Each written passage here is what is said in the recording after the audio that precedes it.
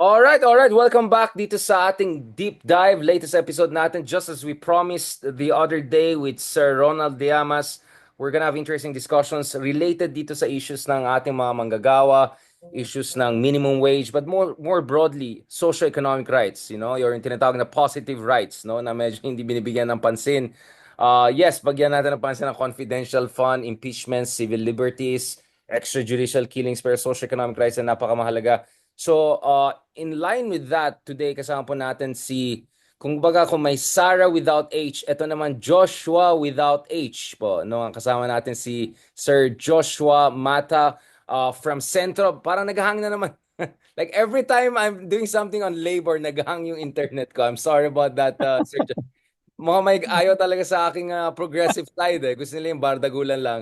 So Joshua without H, Sir Joshua, Sir Mata, can you tell us a little bit about your background just in case may mga hindi familiar dun sa grupo nyo, Centro, which you lead, your labor group, and obviously of course, marami tayong mga kaibigan na hindi ganun ka-familiar sa, let's just call it, granularities of different progressive groups. So, in the Mhm. most politically correct, non-Ronald Llamas way, can you give us an overview of yourself and your organization, sir? Well, I'm Joshua Mata. I'm the Secretary General of Centro, and Centro is one of the national labor centers no, sa ating bansa. We're not the biggest, really, but we're the ones that try better. It's a bit Ronald Llamas, but okay, I'll let it pass. So, Okay. give us some idea about Centro. Obviously, people can just check Centro. It's available on, I mean, not available, like hindi naman to Shopee, but you can go to Facebook. It's available. So people can have an Well, idea. Centro is a national labor center that spearheads the idea of social movement unionism. Essentially, that means that we believe that trade unions should not just fight for the bread and butter issues ng mga manggagawa through collective bargaining. In fact, kung gusto natin ng hayahay na buhay, sabi nga ng mga Bisaya, importante na matuto ang mga unyon na lumaban hindi lang para sa kanilang mga karapatan through collective bargaining, but even to assert yung kanilang karapatan sa ating gobyerno. After all, sino ba naman ang nagbabayad nagbabayad ng taxes sa gobyerno, 'di ba? Mga manggagawa din, no? Kaya napakahalaga sa aming tingin na ang mga manggagawa ay fully mobilized, no, at parating in combat mode para ipaglaban ang kanilang mga karapatan. So in gist, that's what we mean by social movement unionism. We'll go back to that, but gusto ko maintindihan bakit walang H yung Joshua mo, Sir Ma. So, let's start That with is, your and background. unfortunately that is something that you have to ask my dad who passed away. God bless his soul, So yeah. But didn't he give any kind of a tips before, you know? no, I don't think there's any secret about that. No, in fact, I don't even know why that I don't have an H in my name. So, It's a but letter anyway, A. going back, yeah, well, baka nga galit siya sa letter H, unfortunately. All right, sige. So how did you enter into this? I mean, paano kaya naging labor union activist kung pwede natin tawagin? Or how else do you wanna, like, paano ito naging inyong adhikain? Sabihin na lang natin. Ay kasalanan niya ng grupo ni Ronald Llamas yun. I was in the university and I was working for a fast food company, and it so happens that they wanted to build a new union, a better one, because they believed that what we had at that point in time was a what you call a yellow union, or a union that actually, takes the interest of employers more importantly than yung kanilang sarili mga miyembro. And because I was studying at the university, of the Philippines, people thought that, I know everything about the union, so being myself, me, na, na nung inambita ako, aba, di sabi sa akin, Joshua, alam mo itong pag-uunyon, no? Sa totoo lang, wala naman ako masyado alam nun. Nasa universidad pa lang ako eh. Pero I thought it was fun. So I said, yes. And that's how it all started, and So I you were a joined the working meeting. student? You were a working student? I was a working student. No, I was about to graduate. No, and then I attended my first meeting, and I thought it was really fun, and I never looked back. I just dropped off the school, and then I've joined that generation who believes that the real education is out there in the streets and not in the university. So I guess that's how I can explain my beginnings. Thanks for driving away yung mga estudyante natin. Before taking a dig at your dig, Hindi, balikan natin. Okay, I mean, to the degree that, I don't know, I don't know kung anong nakita mo kay Ronald. Wala pa akong nakita, but what was it that parang na-hook on ka? Parang like, okay, I think No, this I is my thought life. Yeah. I thought yung political line ng BISIG at that point in time, BISIG ay isang sosyalistang grupo, no? Many of them are formed by so-called independent socialists. No, that's one wing. The other wing ay yung mga trade unionists who never joined the CUCP, they never joined the KMU, but stayed being autonomous trade unions, no? And then there's other groups that came from the old party, no, like the PKP and even the CPP. So lahat ng ito nagsama-sama, and they came out with a very, very clear critique noon of national democracy. This whole notion that the only way that we can change society is through the democratic armed struggle. No, unfortunately at that point in time, for them, no, there's already this thinking that there are other arenas of struggles that people should be interested in as well, and should be joining as well, no, and that's what hooked me into the whole thing, because I've always believed that the best way to change society, to transform it, is to make sure that the working people are part of the entire project, ano, at hindi lang sila basta-basta sunod-sunuran sa ilang tao na nag-assert na sila ang vanguard ng mga manggagawa. I've never believed in that kind of bullshit, if you like. So I've always thought that trade unions um, are the first line, the last line of defense of the working class, and it can be combat organizations that doesn't even need the mediation of political parties, if you like. So nag-fit in sa sarili kong mga pananaw ang mga sinasabi ng BISIG, no. It was very, very critical, for example, of the actually existing socialism at that point in time, at a time when people didn't want to criticize Russia, didn't want to criticize Eastern Europe, Hindi no, na or even age reveal. China. It was Hindi ito BISIG age was reveal. Sir John, hindi ito age reveal, but are we talking about Soviet Union or Russia here? yeah, the Soviet Union. No, no, sorry, at that point in Just time, the for people Soviet to know Union was. the reference point, yeah, kasi medyo post-Soviet Hindi, Russia is pero a parang different parang ballgame. parang bumalik na tayo eh. No, anyway, but you get my point. No, the point is, no one was courageous enough to criticize these experiments as failed experiments. In fact, ang tingin nga namin doon, pagka ang isang sosyalistang kaayusan ay walang demokrasya, hindi yan sosyalismo.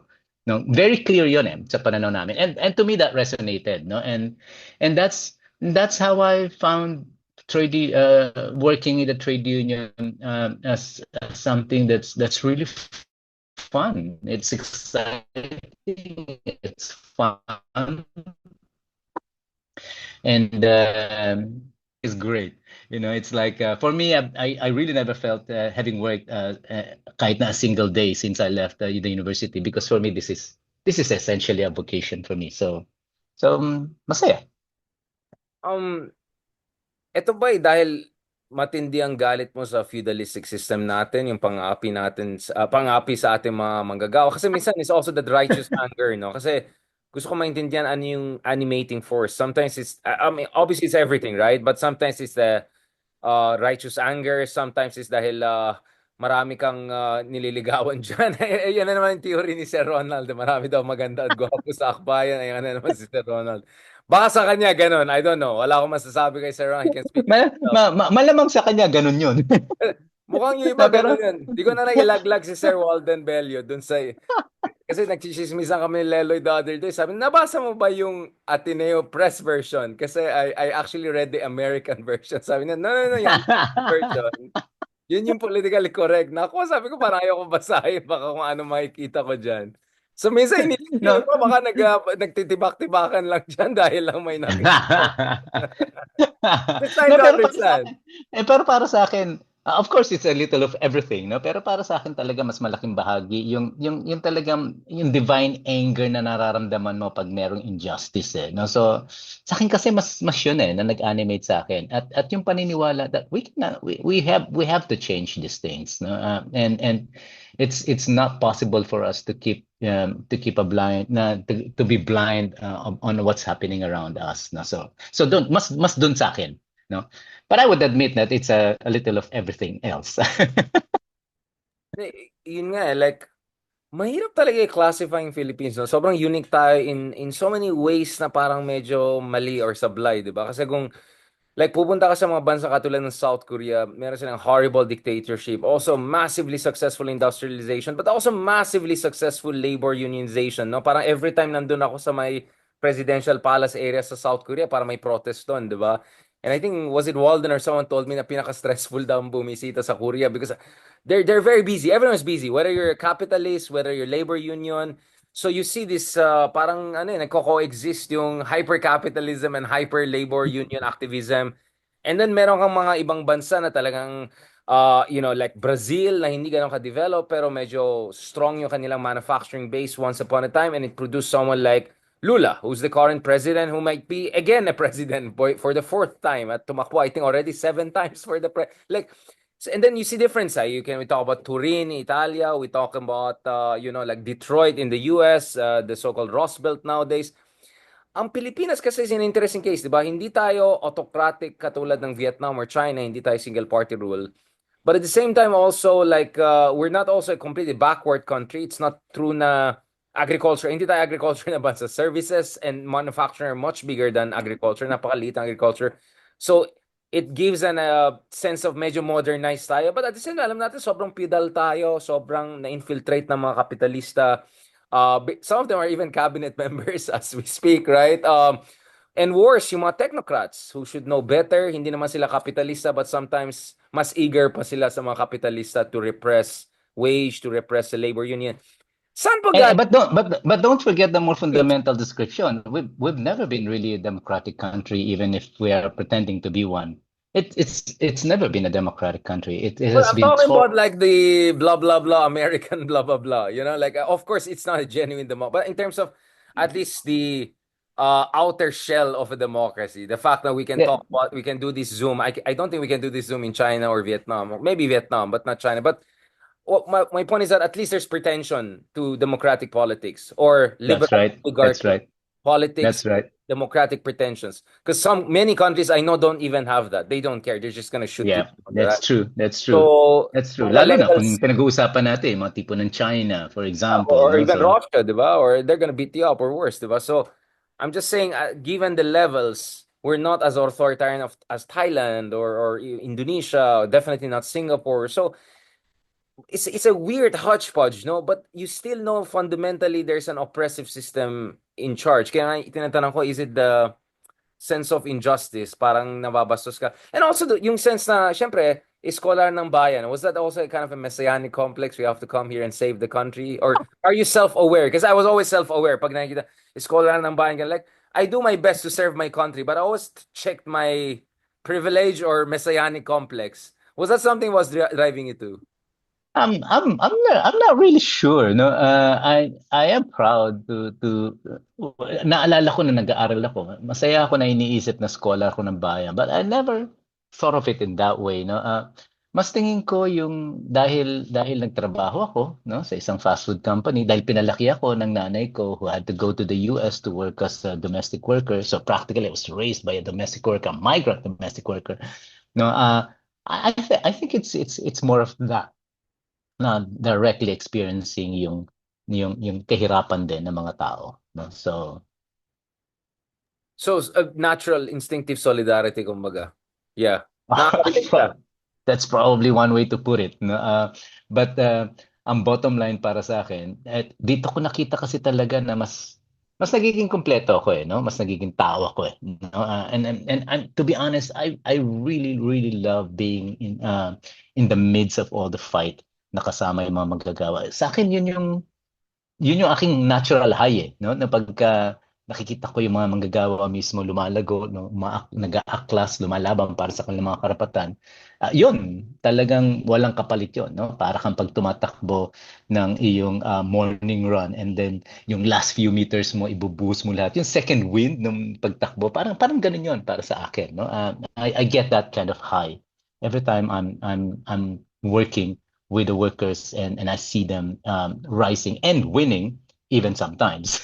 So, of course, most of the time medyo talo kami pero pag nanalo ka, ano yun napakalaking saya talaga no? So, I think that's what keeps me going kahit na ang dami-daming mga problema na hinaharap ng ating kilusan. Yeah, pag-usapan natin, I'm just making sure baka mamaya mabangagtag tayo. Like this is a natural high, literally organic, natural. Walang, baka mamaya, akala ko red tag lang ngayon, baka mabangagtag tayo. Thanks to Ari Roque, our former ex-human rights lawyer, medyo the bangag is the new thing nowadays. We'll talk about the alleged bangag president. We'll talk about the Udul president. But before tayo papunta sa Team Kadiliman, Team Kasamaan discussions, Joshua, I just want people to get a sense gaano kahirap yung kalagayan ng ating mga manggagawa considering relatively maliit yung manufacturing sector natin. We always hear, even in media or mainstream discussion, dahil mahal kasi ang minimum wage, mahal kasi. Kumbaga, it's always blaming labor Mhm, for mhm. everything that is keeping away the investors when, interestingly, whenever kausap ko, even the Wall Street people, they always talk about electricity cost, infrastructure, and red tape. Literally, not even one of them puts in top five minimum wage labor cost, Exactly, which for me is exactly. one of the big lie of the Philippine capitalist discourse is parating binibilay mo yung labor. It's one of the most, sorry to say it in the Ilocano, the most tabad arguments I've heard is when every capitalist will tell you, we don't care about the wage, we care about productivity and conditions of investment. Okay lang sa'yo, mataas ang sahod, basta, hindi naman mataas actually. Pero kahit tumaas ang sahod, pag mataas ang productivity, walang corruption, walang red tape, maganda yung utility cost, we can talk about industrial policy later on. We're more than happy to forget about 200 pesos extra, $200 extra. Walang problema yan. So, can you explain how long have you been dealing with this kind of, let's just call it like this kind of ideological filter, if I can even use it, which I'm hearing everywhere in media, in academia, in government. It takes people like you or basically among us, the progressives, to really call out this nonsense. All my life, I'd call it bullshit. All my life. To be honest, I have never had any experience negotiating collective bargaining agreements. For example, yan yung po yung kasunduan between labor and employers para sa pag-improve ng sahod. Halimbawa, at the firm level, I've never had any collective bargaining agreements or I've never heard of one where ang sinasabi ng kapitalista ay okay, mag-negotiate tayo, tataasan ko sahod niyo kasi kumikita kami. Walang nagsasabi kumikita kami. Lahat ng sinasabi nila nalulugi sila kahit kitang-kita natin na lumalaki yung pabrika, kitang-kita natin na dumadami at gumagara ang mga kotse na ginagamit ng mga managers, no? Tas nakabili, machichismis mo nakabili ng isang bagong bahay Akala ko sa mistress, ibang may bansa. kabit. Akala ko Ah, may ay, kabit. alam na natin na may mga ganun din, no? So the point is, the point I'm trying to make is that bullshit has been there ever since I joined the labor movement more than 3 decades ago. At unfortunately, ito yung nakakalungkot eh. Unfortunately, they continue parroting, echoing these things, and it is being parroted. It was parroted even by the economic managers natin. No? Yung mga economic team ni PBBM, sila po talaga yung pumatay diyan sa wage hike natin, no?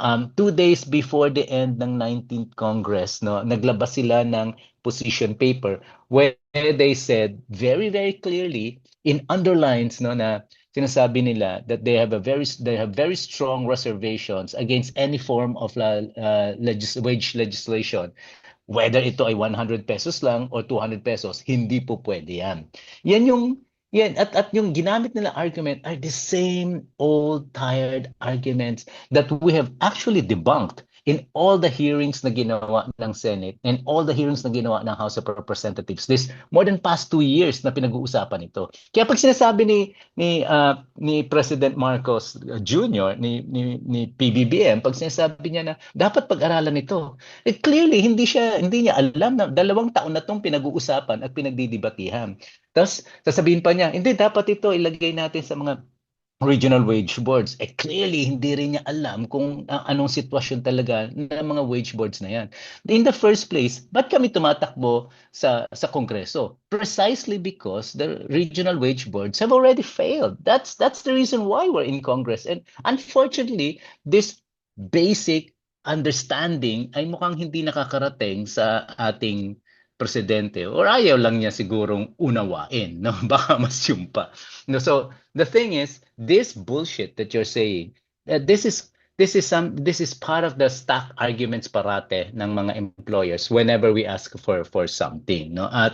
And studies have shown that all the studies that we looked into have shown na hindi totoo yan, no? Wage increase will lead to inflation, for example.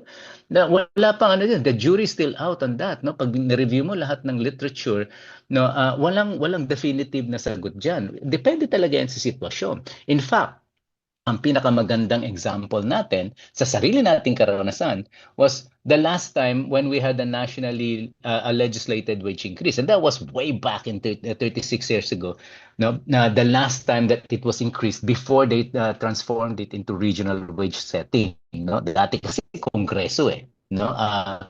So ngayon ginawa nilang regional wage setting. So Noon Corazon ang Aquino time to, ang no? laki ng wage increase na yun This is Corazon or Ramos? 89. Yeah, Corazon. 89. Yeah, Corazon Aquino. Yeah, it's during her time, no. Naalala ko noon, ang laki noon Parang it's about 30-40%, no, ng minimum wage at that point in time. And yet walang inflation na nangyari, no? So yun ang karanasan natin 36 years ago. So imagine mo lang saan nila kinukuha yung kanilang mga argumento. So obviously, these are fear-mongering designed precisely to frighten policymakers from agreeing on labor's position. Yeah, I want to go back to this, no? So, ano ba exactly nangyari dito sa... Okay, magsa-Star Wars tayo. Mamaya, I'll bring this a little bit back kasi gusto ko rin pag-usapan yung nagpretend pa na socialist daw ng presidente, kunyari na nasa detention ngayon.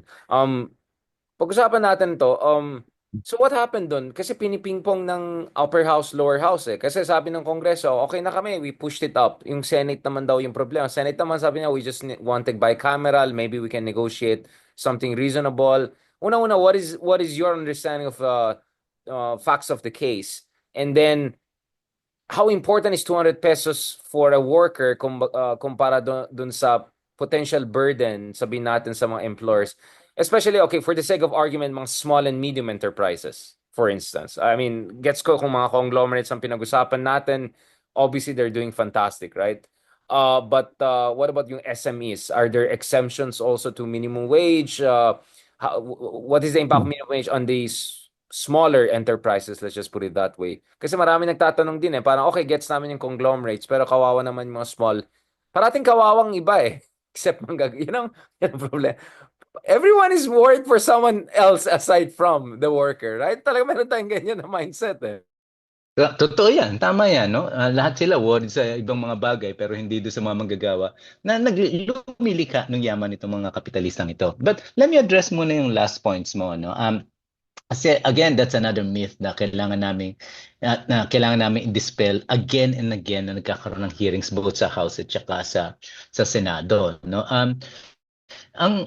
Interestingly, ang unang magandang tanungin natin sino nagsasabi nito? Kanino niyo narinig yan? 'Di ba sa big business?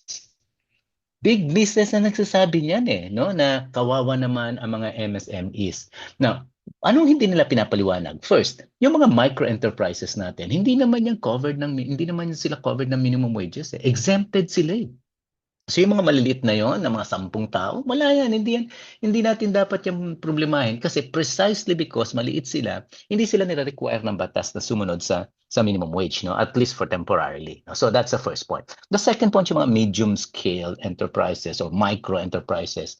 Alam mo, sangkatutak ang mga benepisyong pinoprovide sa kanila ng DTI.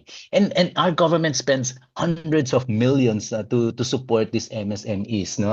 Particularly yung mga micro and medium scale enterprises na yan. And some of these medium scale enterprises are actually big, no? That's not just Yeah. medium. No, so but having said that, they have been supported by government, no, worth na hundreds of millions if you like, and then ipatong mo pa diyan yung mga tax breaks na ine-enjoy ng mga corporation na binigay ng Create at saka Yun. yung Create More. 'Di ba? Ang dami-dami ng breaks na binigay sa kanila. Ngayon hihingi lang ng kapirasong sahod ang mga manggagawa to alleviate yung kanilang poverty. Ayaw nila ibigay. Yan yung masakit eh, no? Ang mas masakit ay naging bisita nyo si Sunny Africa. He should have explained, I'm pretty sure na explain niya sa inyo, no, na We'll gumawa have sila him ng back again pag-aaral. soon. Yeah, definitely.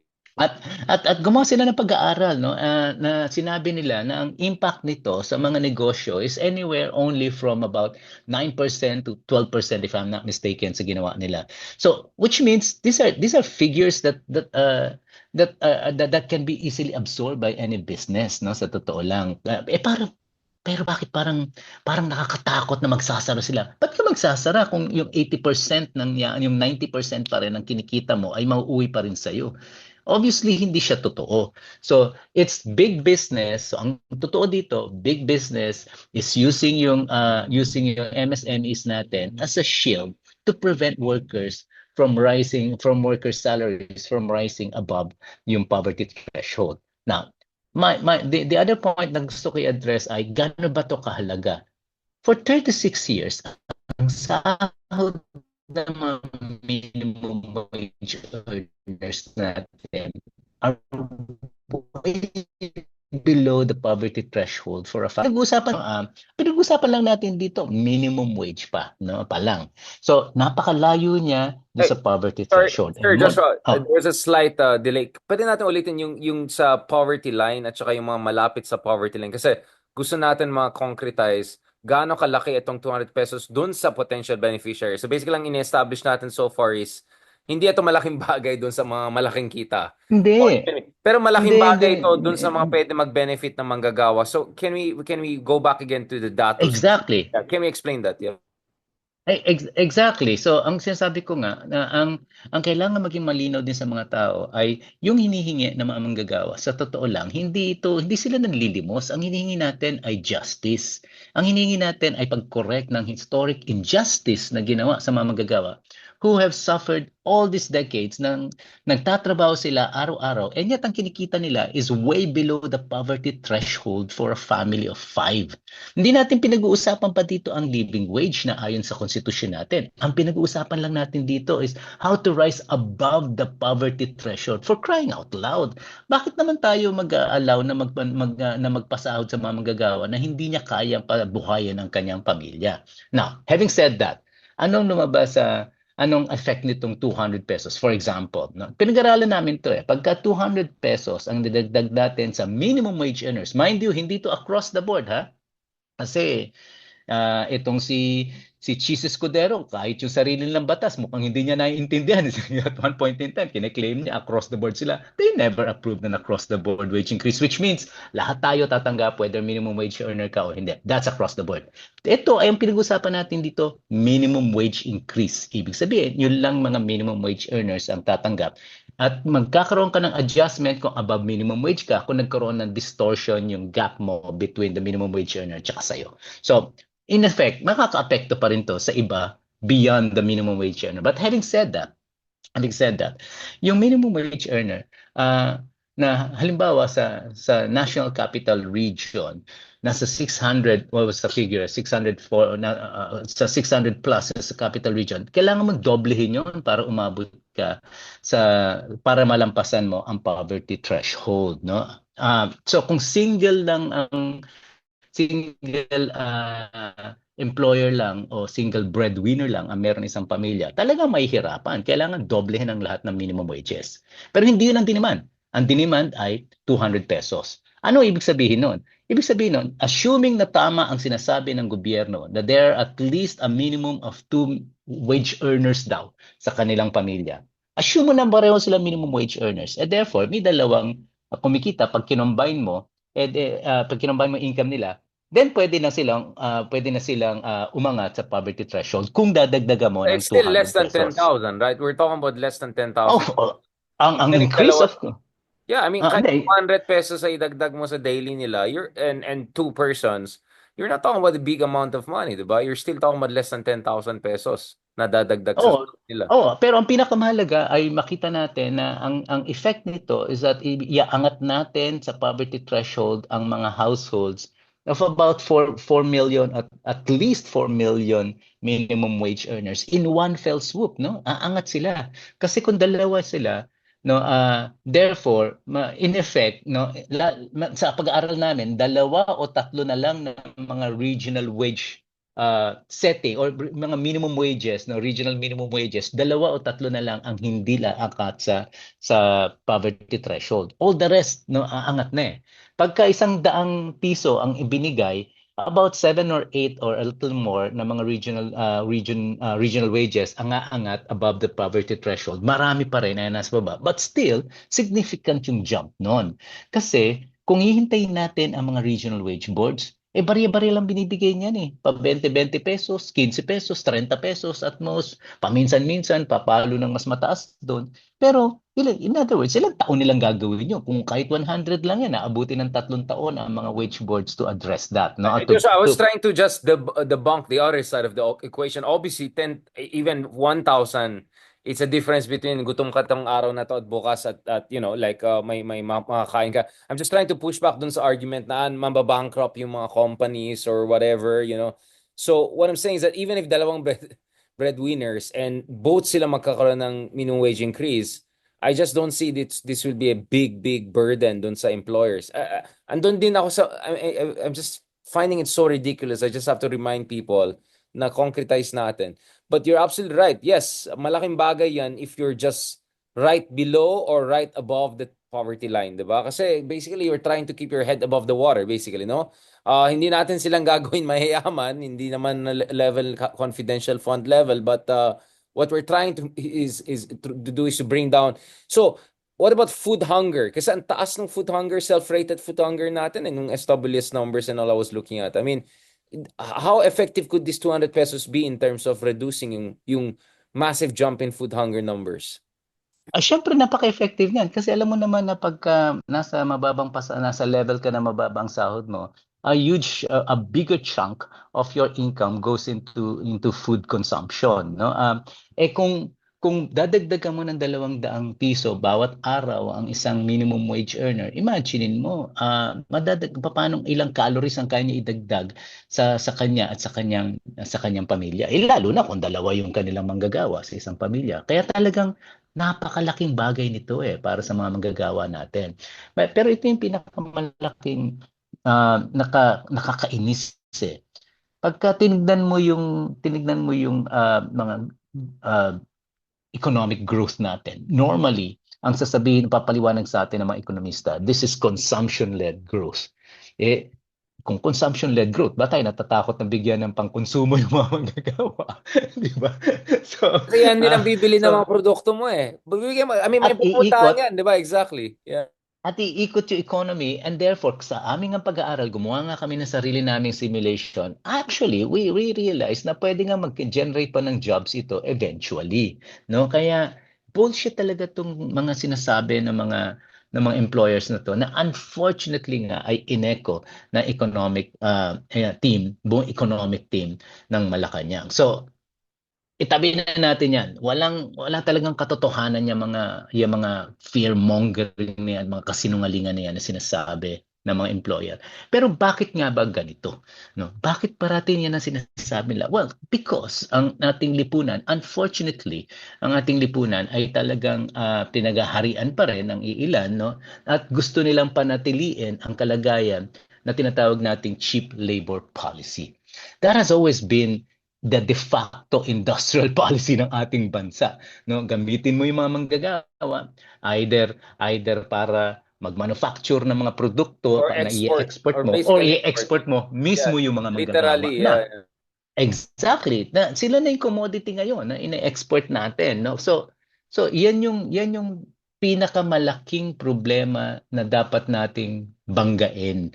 At yun yung sinusubukan namin atakihin sana by forcing Congress nga to jack up yung wages ng mga manggagawa, particularly ng mga minimum wage earners lang. So, again, unfortunately, bakit to pinatay? Kasi nga, hindi naman yung mga maliliit na negosyante ang talagang nagreklamo. Ang nagreklamo kay Bongbong Marcos ay yung mga malalaking negosyante. Who unfortunately Sila, have a lot of political influence, and that's a sad thing, di ba? That's exactly, precisely why may impact sila, exactly. yeah. Exactly. Now, balikan ko na, so paano ba talaga pinatay? Yun yung unang tanong mo kanina eh. And this is also interesting, no? Kasi pag tinignan mo talaga to, mapapag-aralan mo kung paano yung betrayal talaga no, sa mga manggagawa. Let's go back, for example, a year ago.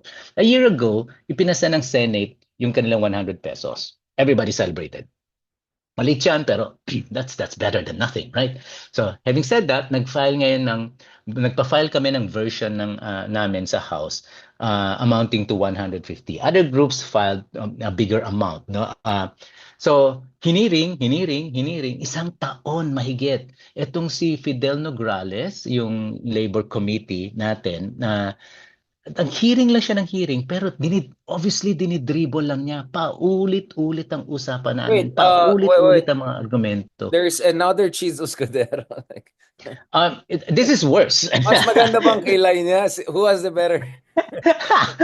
Mas malala ito. No? Mas Mas malala ito. makapal ang kilay. Hindi. Mas makapal ang mukha. So, grabe to. Tapos siya talaga yung wala siyang sasabihin sa'yo. No? Basta nakangiti lang siya sa'yo, tatango-tango siya, pero hindi mo alam kung naintindihan ka niya o iniintindi ka niya. Ganong klase ito. No? One of the worst chair ng Labor Committee that I've ever seen. No? Politiko nga. Anyway, ay grabe, malala talaga to. At mamaya kukwento ko pa sa gaano pa siya kalala talaga. No? So, denribol niya ng denribol. At ito, talaga mainis ka dito. Every time mag-hearing kami, tatanungin namin siya, Kung, kailan na ba pwede ba natin to ilalabas bilang committee report? Naku, wala pang go signal sa taas. Think about that. Wala pang go signal sa taas. But that's mind-boggling. You're the committee. You're supposed to be reporting dun sa taas.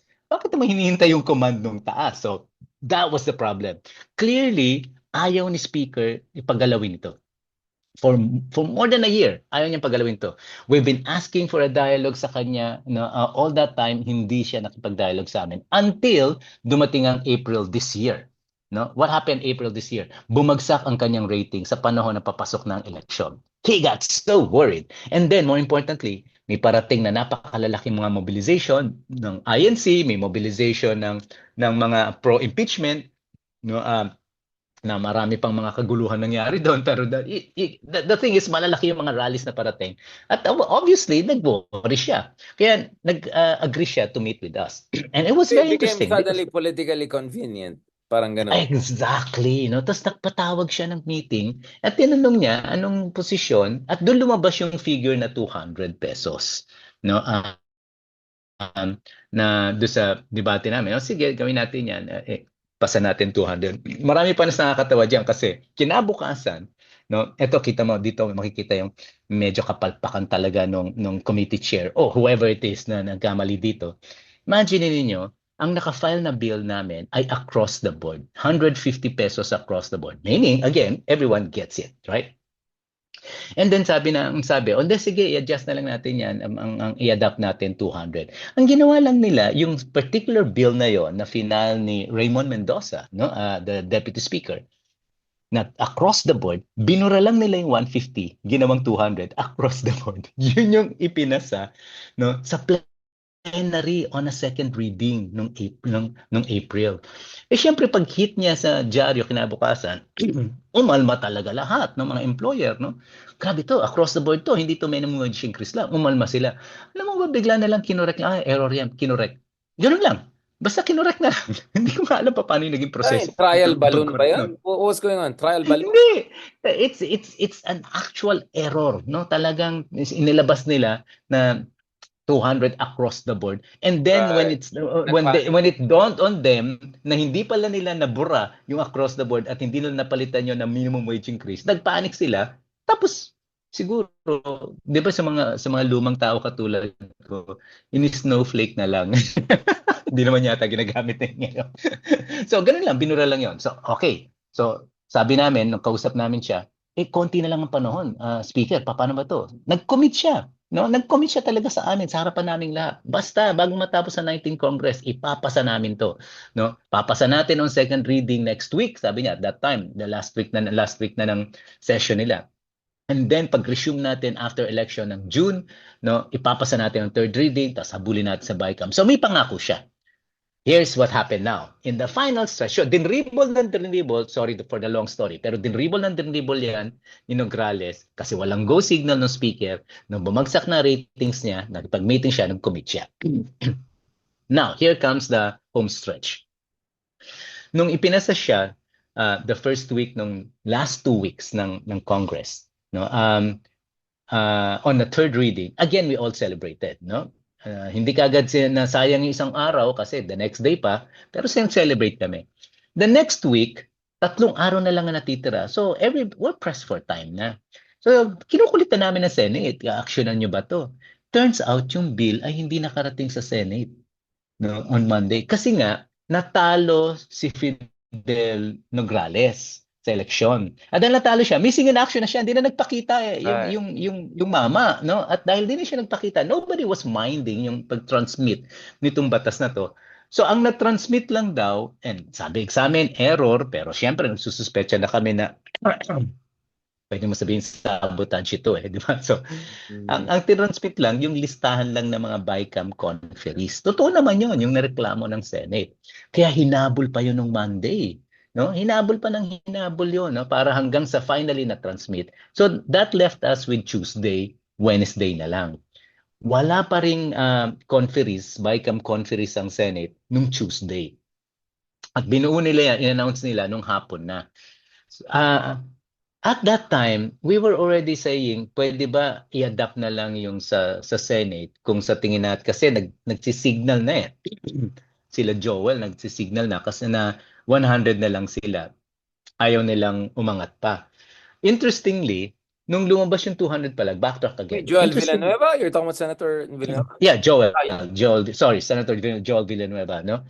But interestingly, nung lumabas yung 200, you probably would recall na very interestingly si Senator Zubiri came up with a statement urging his colleagues in the Senate, excuse me, let's just adopt yung House version para wala ng BICAM. Buti syempre, masaya kami doon. Ang ganda noon.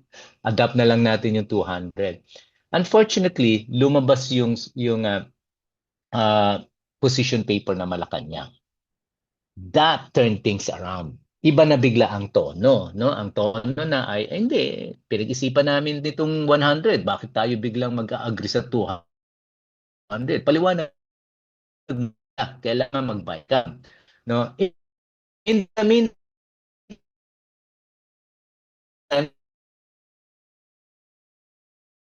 sa House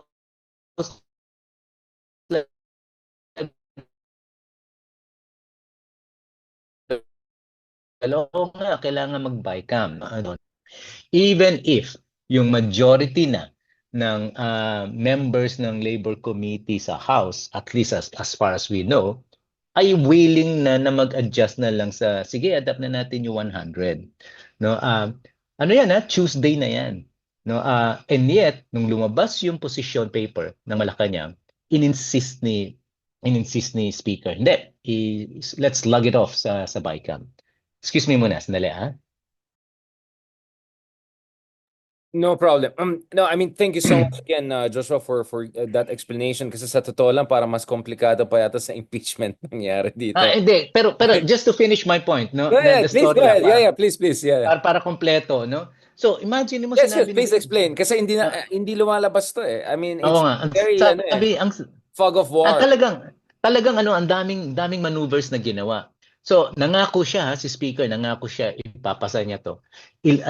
Tuesday na, wala pang BICAM conference ang Senate. Sinabi pa rin niya, pinupush na namin na pwede ba i-adapt na lang yung sa Senate version para the next day, ano na lang, ratification na lang. Kasi ra-ratify pa eh, di ba? So, sabi niya, nung lumabas yung position paper, sabi niya bigla, hindi, let's log it out, doon tayo sa BICAM. Ah, yon, alam na namin, problematic na yon. Ibig sabihin, 11th hour magba-BICAM, ang laki ng gap. Ngayon, ito talaga yung pinakamatindi. The next day, missing in action si Nograles, remember, right? Abay, biglang naglabas ng statement without consulting yung members niya sa committee. Apparently, basta yun ang kwento sa amin, ha? Walang kinonsult sa kanila. Naglabas ora-orada ng statement itong si Fidel Nograles at sinabi niya, no, we will not adopt yung Senate version kasi mas maganda yung version namin. Dapat mag-BICAM. Sa tunog, parang tama naman, di ba? Dapat naman talaga mag-BICAM. Pero on an 11th hour, na alam mo na ayaw na nila na gumalaw sa 100, na alam mo na naglabas na ang Malacanang ng political position na talagang patayin na ang wage na ito. Tapos magtutulak ka pa rin ng BICAM, alam mo na that they are setting us for a kill. And that's exactly what happened. And you know what? Ang Parang chismis may pa nga drama rin namin, pa. So parang ito yung version nila ng dismiss or remand or like, exactly. At ito yung hindi lumalabas pa, no? Dahil, syempre, wala naman kaming prueba dito, pero ang chismis na natanggap namin, the speaker was actually threatened by Bongbong himself that his head would roll pag nilusot niya kahit itong wage na to, hike na to, kahit 100 lang ito. Lumabas yan na chismis, no? Talagang, sa madaling salita, natakot yung Speaker of the House sa presidente. Eh, here's the interesting point about the whole story. Di ba sa konstitusyon natin, co-equal yan, mga yan? Di ba? Co-equal branches yan eh. anong constitution? Parang sui generis. That's Lahat ng- right. Everything is That's sui right. generis nowadays. Pati yan pala That's na sui right. generis din pala eh. That's right, no? We should clarify nga doon, no? Kasi baka ngayon hindi kami pareho na binabasa na konstitusyon. Sui generis. Lahat na lang ngayon sui generis. Ibig sabihin, you can do whatever you want. No, no, no. I really Exactly. appreciate this. Just no, thank you. By the way, I think that's why for transparency, Sir Ronald was really insistent na kausapin kita kasi I kept on asking, parang naguguluhan ako, what on earth is happening here? Kasi nagpiping-pong yung dalawa. And I wanted to be fair about it. So sabi niya, kausapin mo si Joshua, he's gonna have really a, or at least, sabi nga ni Lord De Vera, ano yun, chismis dati, kasaysayan ngayon, di ba? So, mamaya kasaysayan na itong chismis natin ngayon. But again, we know that we have a president who is out of touch with, just to put it mildly, when it comes to That's putting it mildly. I mean, this is the guy who never worked in his life in the way you and I had to work Yeah. throughout our adult life. So, Yeah. first of all, I think my blind spot talaga siya. Speaking of ideological filter, to put it more Marxist, but I really find this weird because mukhang ang matalino dito is Romualdez because he realizes this is a politically sensitive issue. If not, it could create. We're gonna talk about Mr. Budol, mga Duterte mamaya kasi yan ang problema eh. Pag tinamaan mo yung Team Kadiliman, gagamitin ng kasamaan. Diba? So let's be careful about this. Before we go to Digong and his own Budol version of things, I think with BBM is really a genuine ideological blindness or filter to this because of his own personal upbringing, surroundings, whatever. But it's also a genuine lack of political acumen because as if your version of reality is indeed the case, at least si Martin is smart enough to realize para wala akong pake doon sa mga oligarch friend ni Kuya. Bugbog tayo dito sa elections. Because I want to understand is, hindi ba sinabi ni BBM or at least inamin niya na sobrang nag-underperform sila, na may sinasabi ang taong bayan sa kanila, kaya nga meron silang, I don't know, reshuffle, reboot, Tama. hanash na lang tawag. Tama. Tama. It looks like he does also get what Martin was getting, but the way he's responding to it is really weird. So Ronald has been bashing BBM for having his non-reboot, right? It's like, sino ulit ng tanggal? Parang wala naman natanggal na relevant sa election, di ba? Kasi yung relevance sa election are got issues. Bakit yung technocratic team mo, the same exactly, di ba? But what you're Mhm. saying is that parang kulang At talaga. sila pa yung unang sinalba, 'di ba? Napapansin mo, Yeah. which is very interesting. Eh sila nga ang dahilan kung bakit bumabagsak ang ratings ng gobyernong ito. Yeah, it's not like those Precisely because oligarchs are gonna give you plus 20% trust rating, right? These are real exactly, people who are gonna exactly. give you that 20% that you. That's right. That's right. So anyway, so go ahead with your No, no, please, question. Kyle, I'm just trying to, no, no, no, parang kumbaga, in-explain natin yung kahalagahan na itong discussion na to because obviously, as much as this is a discussion about yung mga issue ng ating mga manggagawa, we're trying to also understand anong repercussions ito, or anong sinasabi nito ukol sa political acumen, instinct, or lack thereof of mga tao dyan because if you're BBM right now, you're facing an existential crisis, right? On one hand, ayaw mo maging lame duck. On the other hand, yayarin ka ng mga Duterte pag bumalik mo yan. Not to mention, yung mga nasa kabila, basically everyone else na progressives, liberals, they're not fans of BBM too. So, I hate to call it populist, but even if we were to reduce this to a populist move, just for the purpose of pushing up your popularity. Okay, ganun na lang in that demagogic sense. Yeah, yeah. The That's logical move, the exactly. logical move Yeah, exactly. exactly is to raise wages. That's it. That's a logical move. And actually, we thought that we had a fighting chance precisely because he needed a win. Di ba? Parang sa lahat ng anggulo, he needed a win. And this is the best win that they can get. And yet, kita mo naman, ang gusto ko idagdag dun sa analysis mo ng how on what this whole event showed is the fact that talagang ang decision making ay nangyayari lang sa circle ng iilang mga tao at maaring kung sino yung huling nakipag-usap dun sa Parang Donald presidente. Trump to, Kasi, parang kasi nung kausap, oo, kasi medyo similar. kasi alam, again, isang sa magandang information pa natin. Siyempre, yung mga kongresista natin, naghihintay nga ng signal 'di ba? Pinapaliwanag ko. Alam mo nung crunch time, ang talagang hinihintay nila nagbibigay ng signal ay si Sandro. Siyempre, 'di ba? Anak 'di ba? Kaya pagkakausapin siya, tatanungin siya, ano ba talaga? Yun ang nagbibigay ng signal. Sa totoo lang siya nagbigay ng signal na ipasa na natin ito na on third reading. Kaya nagkaroon ng third reading. Now, ang interesting question ay, so kung nagbigay ng signal si Sandro, okay, bakit pinatay ng tatay? Ang ibig sabihin, meron ngang last touch. Diba? Well, just to be clear, this Because is the same dad who said wala akong alam dyan sa impeachment na yan, even if Sandro yung una I mean, again, sorry, Joshua, I'm just trying to put this in a bigger context para ma-appreciate ng audience, or actually ma-appreciate ng anyone who wants to understand what's going on. Because to be yeah. honest, Joshua, I didn't vote for the guy. I've been consistent about, even if I'm a Ilocano, the more I've been critical of the Marcos dictatorship legacy. But I don't want BBM to fail because his failure is that all of us are going to go down with it, right? And it's just going to give ammunition to the other side of the equation, which is the Duterte side, unfortunately. Obviously, there's a third force. We can talk about that later on. But going back to this, ano yung, okay, for a moment, let's just say, uh, if BBM were listening to us for a moment, sige, tayo na lang uli. What should he do in his last few years? Kasi ito na yung legacy years niya eh.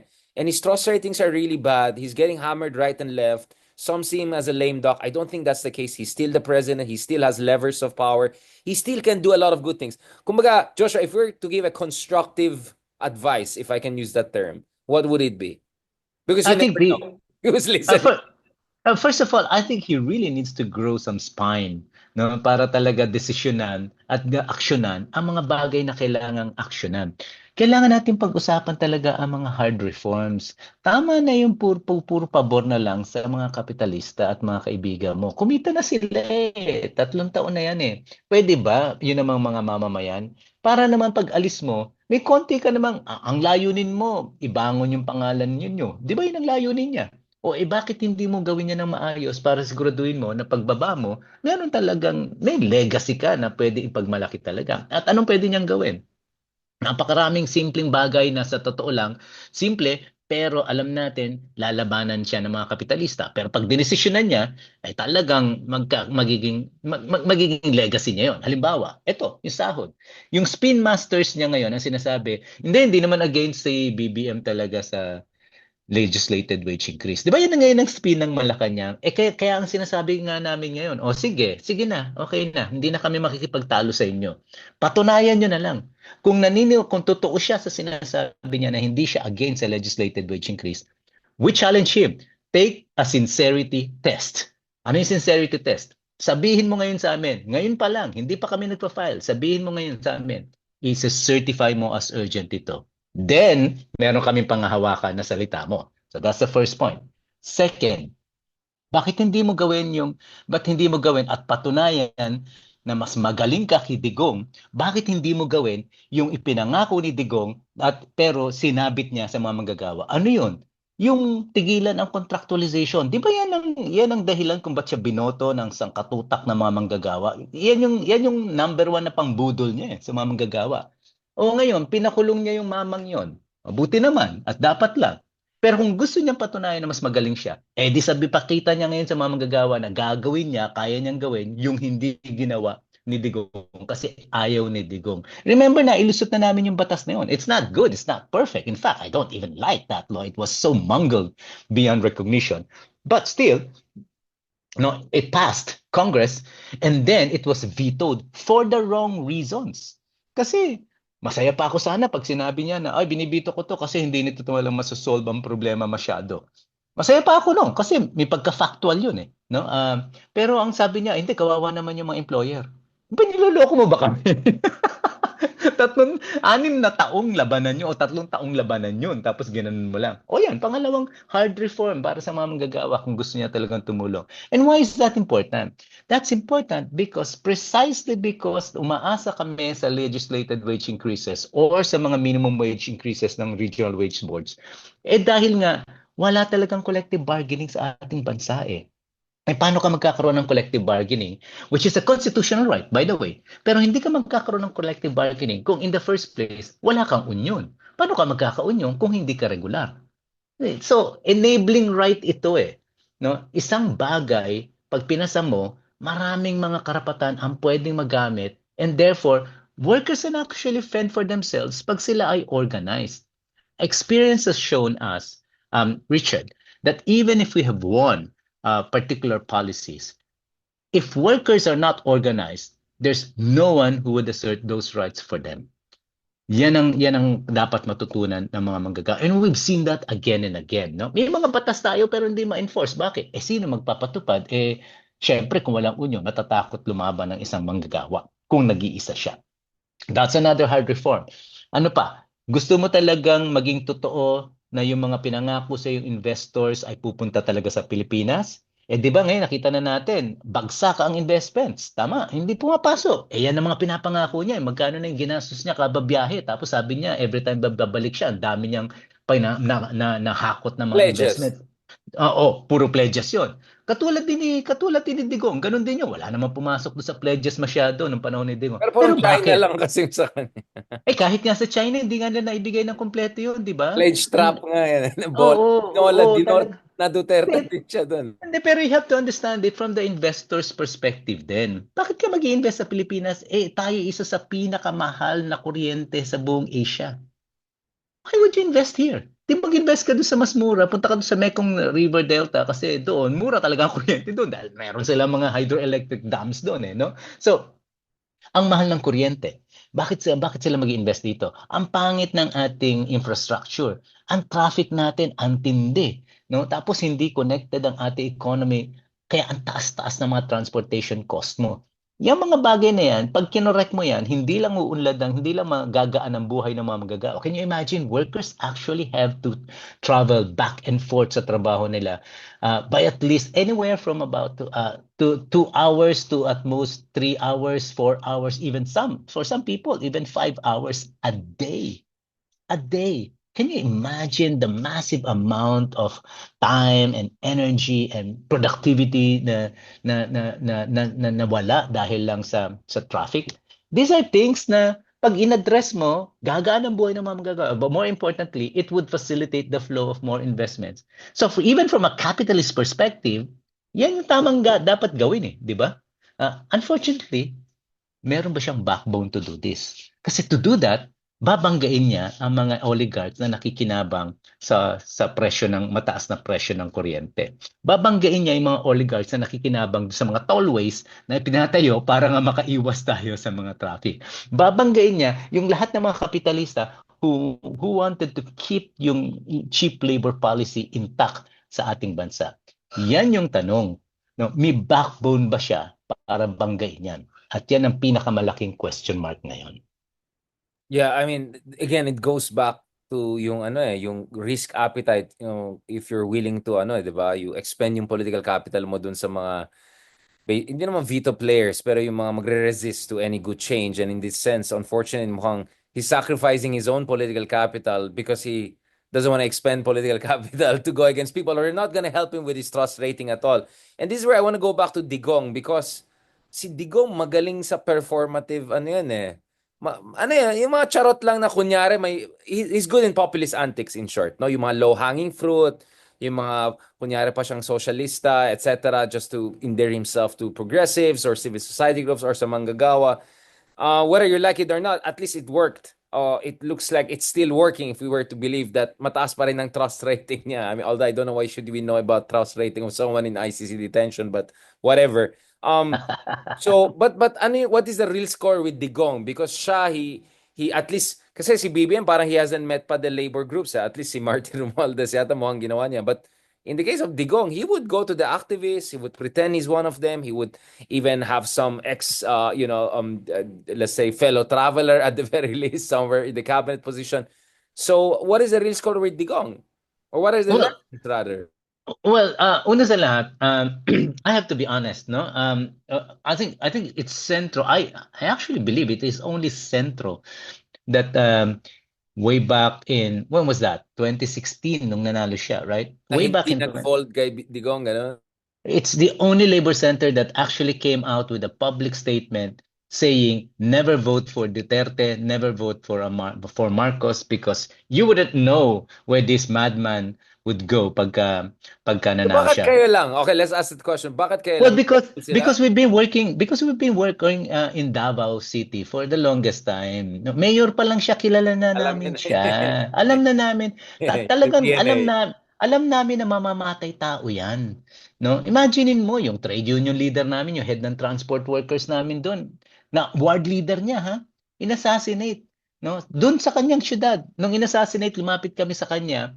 No, ang sabi sa amin, ay, oh, narinig ko yan, pero wag niyong pagbintangan yung pinagbibintangan niyo kasi baka kayong sumunod.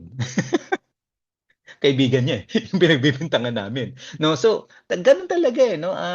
Kilala namin siya, kaya kami lang ang nangahas magsabi, wag niyong iboto yan. Yung iba nga diyan, in-embrace. Di ba yung KMU, niyakap nila ng todo-todo si Digong? Di ba pumunta yung mga leaders ng KMU doon sa Malacanang, tapos nagfi-fist bump pa kasama si Digong? Grabe yun, no? Grabe talaga yun. But having said that, bakit ang lakas ng appeal niya sa mga manggagawa? Because he was, as you said, no? Alam niya ano yung sasabihin, alam niya yung kilos niya, ano yung gagawin niyang pagkilos to endear himself.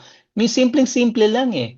Sinabi niya, tatanggalin ko ang contractualization in, ano ba yung pangako niya? 3 months, no? Pagkaupo niya. Now, remember this, nung panahon halimbawa sila Pinoy, nung tumatakbo sila, when we were negotiating with Pinoy, no, of course, nasa langit na siya ngayon, no? Nung nag-negotiate kami sa kanya at saka kay Mar Rojas, alam mo, una sinabi nila sa amin, no, ano yan, kasi number one sa listahan namin, dapat burahin ang contractualization. Sabi nila, non-starter yan. Think about that, ha? Yan yung nanalong presidente natin na isa sa pinaka-popular, di ba? And yet, sinabi sa amin, no, non-starter yan. Kaya that's the reason why we never endorsed Aquino, at not as Centro. Of course, Akbayan endorsed him and embraced him, no? Si Ronald nga ang unang sumuporta doon, eh, di ba? So sa kanila, ayaw nila ng contractualization. But here's a guy who finally said, hindi, mali yan. And every time every time we meet siya ng mga leaders ng trade union movement, walang pag-uusapan kundi yung contractualization. At wala siyang sasabihin kundi curses, you know, curse, curse, curse, contractualization, curse, contractualization. Yun lang ang kanyang script. No? And people love that. No? And then the people thought that he was real. No? And then gumagalaw, kumikilos talaga, tumatakbo. No? Pati yung Department of Labor, napupuwersa talagang magparegular na mga manggagawa, even if puro listahan lang ng alleged na regular nila, wala naman sila na patunayan na naparegular nila sa totoo lang. No, and yet, at the end of the day, niloko lang niya talaga yung mga manggagawa. No? So, ito, ibang-iba to eh. Itong kasalukuyang presidente natin, ibang-iba. As you said, hindi nga nakikipag-meeting sa amin. Parang takot na takot sa amin. Parang allergic ba sa labor movement? Finally, nakipag-meeting siya dun sa the only union that actually endorsed him during the elections, di ba? So nakipag-meeting siya doon, but the demand was for him to meet with everyone else, no? Hindi niya ginagawa 'yun. Tapos ay wala siyang doon sa itong 19th Congress. I was trying to look back nga eh. Meron bang ginawa itong 19th Congress na ito para sa mga manggagawa? Wala akong maisip eh. Puro puro kalokohan eh ang ginawa, no? Anong natanggap namin dito in the past year lang? Zinero budget yung PhilHealth, no? Tapos ngayon, pinatay yung wage hike bill, pinatay yung accountability. Na in the first place, hindi ba siya rin naman na nagtulak niyan? Bakit hindi naman yan gagalaw kung hindi niya man din tinulak yan? So, anong nagawa niya para sa mga magagawa? Wala nga akong makaisip eh. Kaya at least from the working class perspective, I think this is one of the worst congresses I've ever seen. Obviously hindi ganun ka-encouraging yung at least the past decade or the recent I mean, is there any president that was relatively, I don't know, amenable? I mean, is that Digong? I mean, like parang lahat sila ano eh, purgatory levels of circles of ano to eh, 'di ba? Katrapuhan when it comes to this issue. Which of course I want to connect to the final part of our discussion for today, which is anong gusto natin makita in the coming years? Paano mag-mobilize yung mga progressive groups? Kasi after all, if there's something we saw in the 2025 election is that at mukhang hindi pala tapos ang usapin genuine opposition, right? That, the fight between Dutertes and Marcos is creating some space, some opportunity. As early as now, you have progressives like Riza Ontiveros, who clearly is way more progressive than all of the individuals we have discussed, saying she's open to run for the president. So there's that sense of ambition, opening, space, momentum.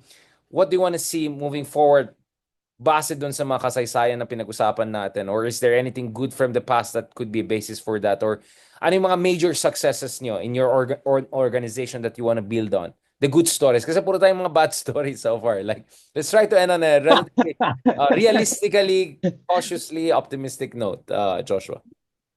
Ako naman, despite the fact na napakahirap pa rin magtayo ng pag-uunyon sa Pilipinas, kahit na tuloy-tuloy pa rin ang red tagging kasi andyan pa rin ang NTF-L CAC.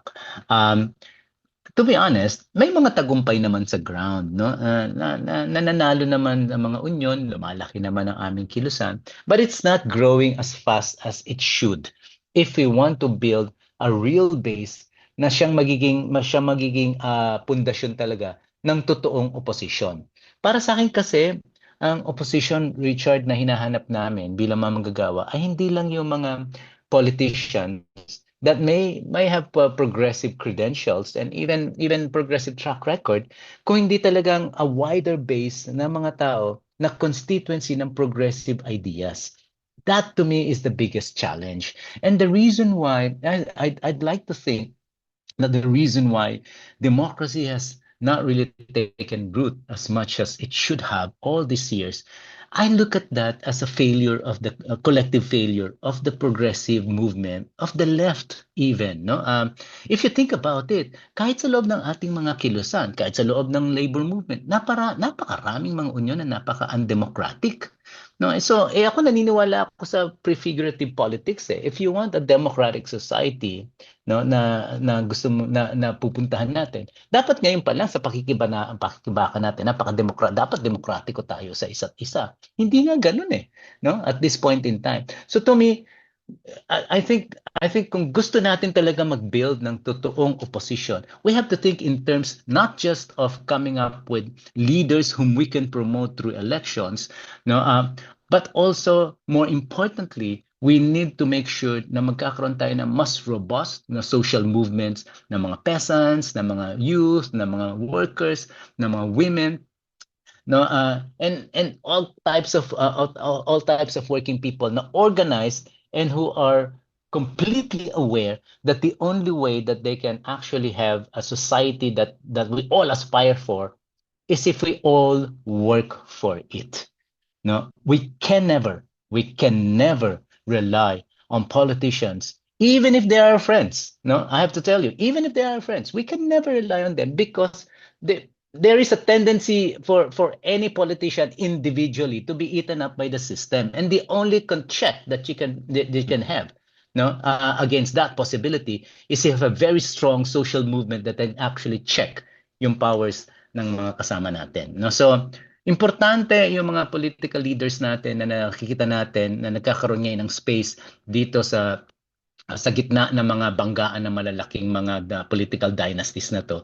But equally important na unfortunately I think ay nakakalimutan ng marami, no, ay yung pagtatatag ng mga mga kilusan na magiging pundasyon ng kanilang pag-assert, no, ng alternative politics, no. Think about yung mga karanasan na even ng mga progressive mga labor groups na nagtagumpay halimbawa somehow to transform their society. What happens?